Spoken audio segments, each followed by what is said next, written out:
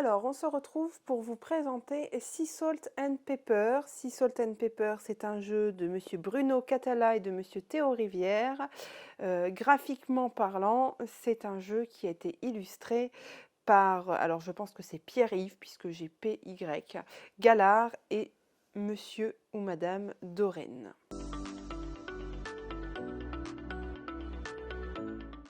Dans Sea Salt and Pepper, le but c'est de gagner des manches pour marquer des points. En fonction du nombre de joueurs, on doit atteindre, la partie s'arrête quand on arrive à un certain nombre de points.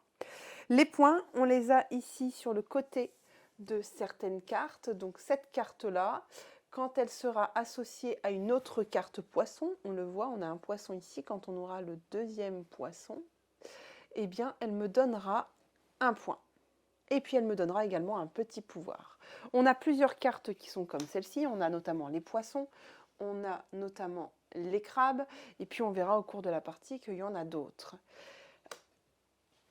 Le premier qui arrive, Clara, entre nous à 7 points, pourra décider ou non de mettre fin à la manche. Okay. D'accord, j'en reparlerai juste après. Donc, je te propose, comme d'habitude, de t'expliquer en jouant.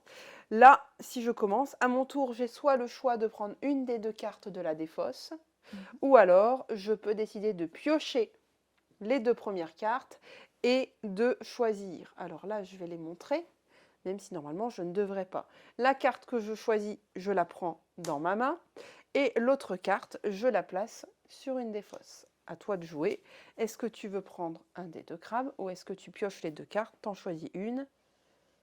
On va dire que je prends celle-là, par exemple. Voilà, donc celle-là, tu la mets dans ta main. Ok. Hop. À moi de jouer. Donc moi, je vais piocher celle-ci. À toi de jouer. Donc, je prends deux cartes et j'en choisis une. Oui. Hop. Je la remets là? Ouais. Alors ça, c'est bien sympa pour moi parce que moi, tout à l'heure, j'ai pioché un nageur. Et les nageurs, je vais m'approcher pour qu'on le voit bien. On peut les associer à un requin. Donc, je vais récupérer ton requin. Et du coup, je vais jouer hop, un nageur avec un requin. Hop. Et le nageur et le requin, donc les deux cartes ensemble, ça me fait un point. Et en plus, je peux aller chercher une carte dans ta main. C'est le pouvoir du nage. Voilà, tu te fais croquer, quoi, en gros. D'accord. Hop, merci. Et puis alors, c'est chouette parce que j'ai pioché, entre guillemets, la bonne carte parce que maintenant, j'ai deux crabes. Donc, je peux aussi jouer mes deux crabes. Et en jouant mes deux crabes, leur pouvoir, c'est d'aller chercher une carte de la défausse. Hop, donc je pourrais choisir une des défausses. Il n'y a qu'une carte, c'est peut-être pas forcément le moment de le jouer.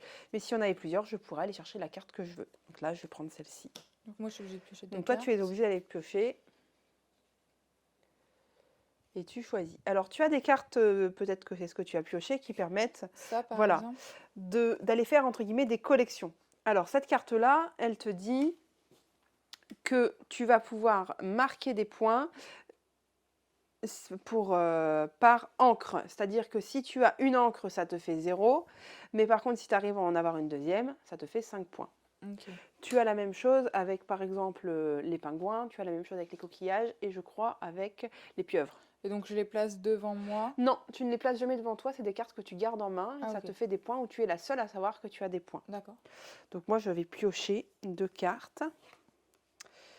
Et je vais garder, voilà, là je défausse par exemple des coquillages, donc c'est une façon aussi de scorer les coquillages qui fait des collections.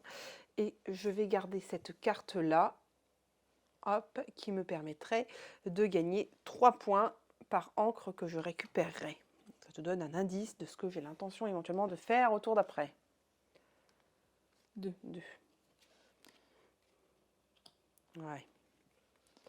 Et ça se termine quand? Alors, la manche se termine.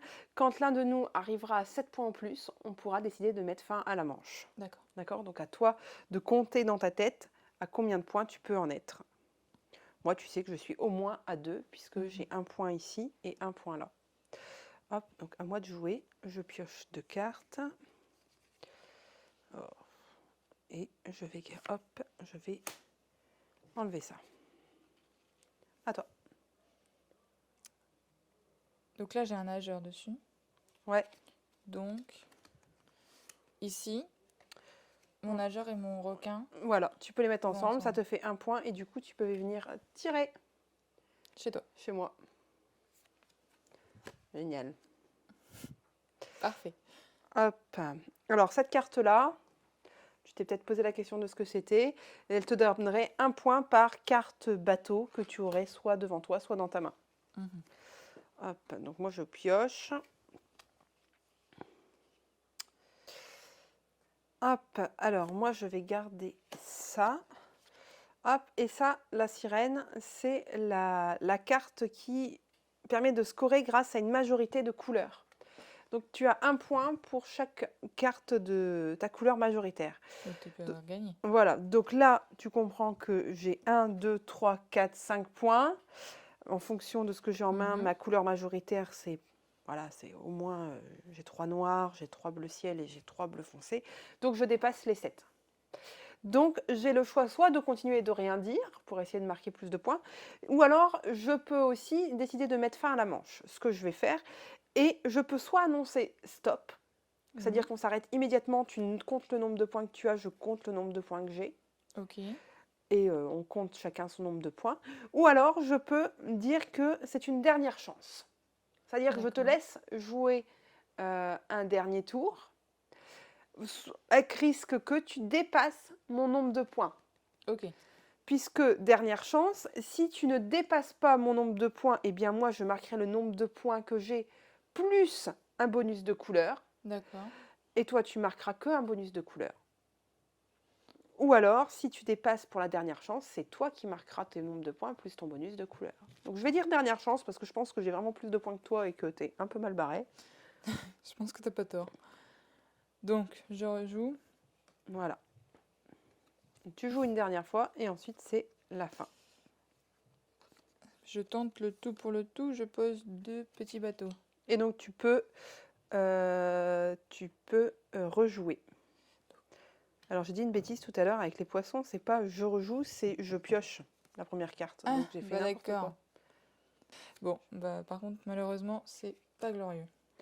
Hop. Voilà, donc c'est la fin de la partie.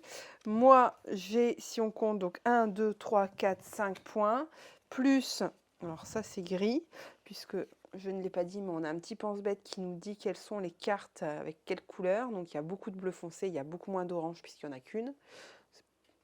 Et j'ai du coup un bonus de couleur de 3 pour ma sirène.